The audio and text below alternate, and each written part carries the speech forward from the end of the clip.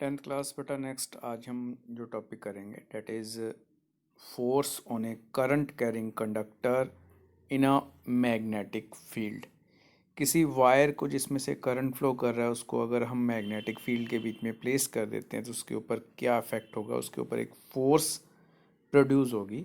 इसको कुछ इस तरह से एक्सपेरिमेंट के साथ यहाँ पे शो किया हुआ है कि एक वायर जिसको लटकाया हुआ है, रॉड है ए बी, जिसके बीच में से करंट फ्लो कर रहा है डायरेक्शन बी से लेकर डायरेक्शन ए की तरफ, बैटरी लगी हुई है साथ में, और उसके पास अगर एक मैग्नेटिक फील्ड के को रखा हुआ है, मैग्नेट को रखा है, इसके नॉर्थ और साउथ पोल हैं, तो ऐसी सिचुएशन में वो जो लटकी हुई रॉड है वो थोड़ी सी मूव करेगी, उसकी डायरेक्शन जो है वो थोड़ी सी चेंज होगी। तो वो इस चीज़ को रिप्रेजेंट कर रही है कि because of the magnetic field current carrying conductor के ऊपर एक फोर्स लगती है जिसकी वजह से वो अपनी पोजीशन को थोड़ा सा चेंज करती है। अब ये फोर्स जो है उसको हम किस तरह से निकालते हैं, उसको निकालने का जो मेथड है डायरेक्शन निकालने का, that is the Fleming's left hand rule. बड़ा ही इंपॉर्टेंट रूल है बेटा, इसको आपने अपने माइंड में रखना है। अपने लेफ्ट हैंड की फर्स्ट फिंगर, मिडल फिंगर और थंब को आपने तीनों को परपेंडिकुलर स्ट्रेच करना है, तीनों एक दूसरे के एग्जैक्टली परपेंडिकुलर हों। मैं तो ऐसी सिचुएशन में जो आपका करंट है, अगर वो मिडल फिंगर के हिसाब से चल रहा है, जैसे यहाँ पे इस डायग्राम में देखोगे तो करंट को मिडल फिंगर के डायरेक्शन में आपने प्लेस करवाना है और मैग्नेटिक फील्ड जो है वो आपकी फर्स्ट फिंगर के अकॉर्डिंगली है। तो ऐसी सिचुएशन में जो फोर्स लगेगी वो फोर्स थंब की डायरेक्शन में लगेगी अगर कोई करंट कैरिंग कंडक्टर है। तो इस तरह से आप using Fleming's left hand rule आप फोर्स निकाल सकते हो इन ए करंट कैरिंग कंडक्टर। तो उसके बाद बेटा जो आपका नेक्स्ट टॉपिक है that is electric motor. Electric motor करने से पहले हमने फ्लेमिंग्स लेफ्ट हैंड रूल किया है, क्योंकि इलेक्ट्रिक मोटर का जो प्रिंसिपल है वो फ्लेमिंग लेफ्ट हैंड रूल ही है। फ्लेमिंग लेफ्ट हैंड रूल में हमने कहा कि अगर किसी वायर में से करंट फ्लो करता है तो उसके ऊपर फोर्स प्रोड्यूस होती है, और किसी चीज़ के ऊपर अगर फोर्स प्रोड्यूस होती है तो वो मूव करना शुरू कर देती है। तो इसी तरह से अगर आप करंट फ्लो करवाते हो वायर के बीच में से तो मोटर के अंदर की जो कॉइल है वो मूव करना शुरू कर देती है, रोटेट करना शुरू कर देती है, जिसकी वजह से वो मोटर घूमती है। तो यहाँ पर इसकी डायग्राम को बेटा अच्छी तरह से समझ लेना है। तो इसमें क्या है कि एक आपके पास रिक्टेंगुलर कॉइल है। रेक्टेंगुलर कॉइल कौन सी है, यहाँ पर ए बी सी डी आपको दिख रही है, ये वायर है। तो यहाँ पर तो एक ही वायर शो की हुई है, बट एक्चुअल में यहाँ पे नंबर ऑफ टर्न्स होती हैं, बहुत ज़्यादा टर्न्स होती हैं। जितनी ज़्यादा टर्न्स होंगी उतना ही ज़्यादा उसके ऊपर फोर्स प्रोड्यूस होती है। तो इस सिचुएशन में आपके पास एक जो रेक्टेंगुलर कॉइल शो की हुई है A B C D, rectangular coil जो है ए बी सी डी को, इसको हमने एक मैग्नेटिक फील्ड के बीच में प्लेस किया हुआ है। और आप यहाँ पर नोट करोगे कि पॉइंट एक्स और पॉइंट वाई जो है वो हाफ हाफ रिंग्स हैं, तो इनको हम स्प्लिट रिंग्स बोलते हैं। और इनके साथ जो है ब्रशेस अटैच्ड रहते हैं। ब्रशेस का काम क्या होता है कि वो इन रिंग्स को मूव तो करने देते हैं बट इसके साथ कांटेक्ट भी बनाए रखते हैं, और करंट इसमें से फ्लो करता रहता है, बट जो है इसको पकड़ के नहीं, जैसे कह सकते हो कि आप घिस रहे हैं उसके ऊपर, साथ में टच भी हैं और मूव भी करते रहते हैं।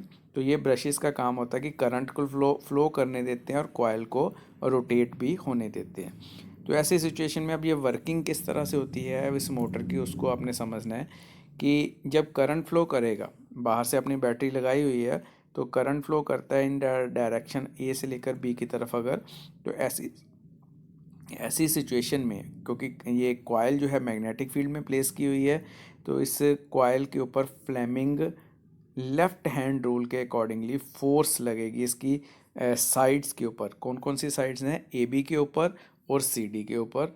तो इसमें से अगर आप फ्लेमिंग लेफ्ट हैंड रूल के अकॉर्डिंगली नोट करते हो तो ऐसी सिचुएशन में आपके पास जो है मैग्नेटिक फील्ड जो है वो नॉर्थ टू साउथ डायरेक्शन में चलेगा। करंट अगर आप आगे की तरफ चलाते हो तो ए बी कॉइल जो है वो नीचे की तरफ मूव करेगी। तो इस सिचुएशन में ए बी कॉइल अगर नीचे की तरफ मूव करती है तो सी डी कॉइल जो है वो ऊपर की तरफ मूव करेगी। तो ये कॉइल जो है वो रोटेट होना शुरू हो जाती है। जब सी डी पूरी तरह ऊपर पहुंच जाती है और ए बी नीचे की तरफ पहुंच जाती है तो ऐसी सिचुएशन में जो है स्लिप रिंग्स के जो कांटेक्ट हैं वो आपस में चेंज हो जाते हैं। पी का कांटेक्ट जो पहले एक्स के साथ था वो वाई के साथ हो जाएगा, क्यू का कांटेक्ट जो पहले वाई के साथ था वो एक्स के साथ हो जाएगा। तो ऐसा होने से क्या होता है कि डायरेक्शन ऑफ करंट चेंज हो जाएगी। पहले current A B C D की तरफ चल रहा था, अब करंट जो है वो डी सी बी और ए की तरफ चलना शुरू हो जाएगा। ऐसे होने से फ़ायदा क्या होता है, जो कॉइल पहले ए बी नीचे की तरफ साइड ए बी नीचे की तरफ जा रही थी, एट द बॉटम जो लोएस्ट पॉइंट है उसके बाद उसको फोर्स लगना शुरू हो जाएगी ऊपर की तरफ और वो ऊपर की तरफ आना शुरू हो जाएगी। और सिमिलरली सी डी साइड जो है वो नीचे जाना शुरू हो जाती है। ये प्रोसेस चलता रहता है और जो मोटर है वो कंटिन्यूसली मूव करती रहती है। तो this is the principle and the working of the DC motor. बड़ा ही इंपॉर्टेंट क्वेश्चन जो कि पेपर में भी आता है और जनरली हमारी लाइफ में भी इसकी इम्पोर्टेंस है। तो इस चीज़ को बेटा आपने अच्छी तरह से समझ लेना है। नेक्स्ट इसके बाद जो है वो इलेक्ट्रोमैग्नेटिक इंडक्शन है। इलेक्ट्रोमैग्नेटिक इंडक्शन हम किसको बोलते हैं कि अगर किसी कॉइल में से करंट फ्लो करता है तो उसके साथ अगर कोई कॉइल पड़ी हुई है तो उसके बीच में इंड्यूस्ड करंट प्रोड्यूस हो जाता है और इस प्रोसेस को हम बोलते हैं इलेक्ट्रोमैग्नेटिक इंडक्शन। होता कैसे है कि हम पहले पढ़ चुके हैं कि एक कॉइल में से अगर करंट फ्लो करता है तो उसके आसपास जो है वो मैग्नेटिक फील्ड प्रोड्यूस होता है और जो मैग्नेटिक फील्ड प्रोड्यूस होता है वो साथ वाली कॉइल में से भी मूव करता है और जब उसमें से मैग्नेटिक फील्ड चेंज होता है तो उसके अंदर करंट जो है वो प्रोड्यूस कर देता है और इस प्रोसेस को हम बोलते हैं इलेक्ट्रोमैग्नेटिक इंडक्शन। तो यहाँ पर ये इसकी जो एप्लीकेशन बताई हुई है प्रैक्टिकली किस तरह से होता है। तो दो मेथड्स हैं कि एक कॉइल से आप दूसरी कॉइल में प्रोड्यूस कर सकते हैं और दूसरा मेथड जो है हमारे पास मैग्नेट से भी इसको प्रोड्यूस किया जाता है। तो इस सिचुएशन में क्या किया हुआ है कि एक मैग्नेट को आगे पीछे मूव करवा रहे हैं कॉइल के पास और जिसकी वजह से उसके आसपास जो है मैग्नेटिक फील्ड चेंज होगा और मैग्नेटिक फील्ड चेंज होने की वजह से जो है उसके अंदर गैल्वेनोमीटर जो लगा हुआ है उसके अंदर एक डिफ्लेक्शन प्रोड्यूस होगी और ये डिफ्लेक्शन क्या चीज़ शो कर रही है कि magnetic field produce magnetic field की वजह से जो है करंट जो है वो प्रोड्यूस हो रहा है कॉइल के अंदर। तो दूसरा प्रोसेस यहाँ पर आप यहाँ इस जगह देख सकते हो कि एक कॉइल के बीच में दो कॉइल्स हैं यहाँ पर। एक कॉइल में से करंट प्रोड्यूस हुआ जिसकी वजह से उसके अंदर मैग्नेटिक फील्ड प्रोड्यूस हुआ और वो मैग्नेटिक फील्ड सेकंड कॉइल में जाके उसके अंदर जो है वो करंट प्रोड्यूस कर रहा है, इलेक्ट्रोमैग्नेटिक इंडक्शन को प्रोड्यूस कर रहा है। तो नेक्स्ट है कि अगर आप कॉइल को मूव करवाते हो इन मैग्नेटिक फील्ड तो ऐसी सिचुएशन में भी इंड्यूस्ड करंट प्रोड्यूस होता है। ऊपर आपने पढ़ा कि अगर आप मैग्नेट को मूव करवाते हो नियर द कॉइल तो उसके अंदर इंड्यूस्ड करंट प्रोड्यूस होता है कॉइल के अंदर।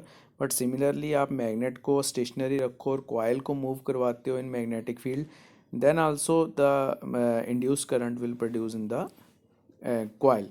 तो इस सिचुएशन में जो करंट प्रोड्यूस होगा उसकी डायरेक्शन हम किस तरह से फाइंड करेंगे, we can find the direction of current using Fleming's right hand rule.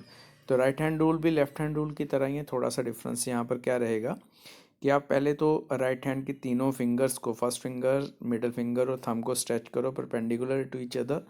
तो मिडल फिंगर पहले भी मैग्नेटिक फील्ड शो करती थी, अब भी मैग्नेटिक फील्ड ही शो करेगी। तो थंब उस सिचुएशन में फोर्स शो कर रहा था, यहाँ पर थंब जो है डायरेक्शन ऑफ मोशन शो करेगा। और पहले वाले केस में लेफ्ट हैंड में मिडल फिंगर जो है वो करंट शो कर रही थी जिस डायरेक्शन में करंट मूव कर रहा था। बट यहाँ पर जो है राइट हैंड में करंट शो करेगी middle finger but induced current show करेगी कि किस डायरेक्शन में करंट प्रोड्यूस हो रहा है। तो बेटा इतना आपने काम कर लेना है कंप्लीट। तो उसके बाद ये वाला जो इन चैप्टर है वो आपका यहाँ पे ख़त्म हो गया क्योंकि इसके बाद जो नेक्स्ट इलेक्ट्रिक जनरेटर है वो इस साल आपके सिलेबस में नहीं है। तो इतना काम आपने करना है, कल से हम इसके एक्सरसाइज के क्वेश्चंस जो हैं वो करेंगे।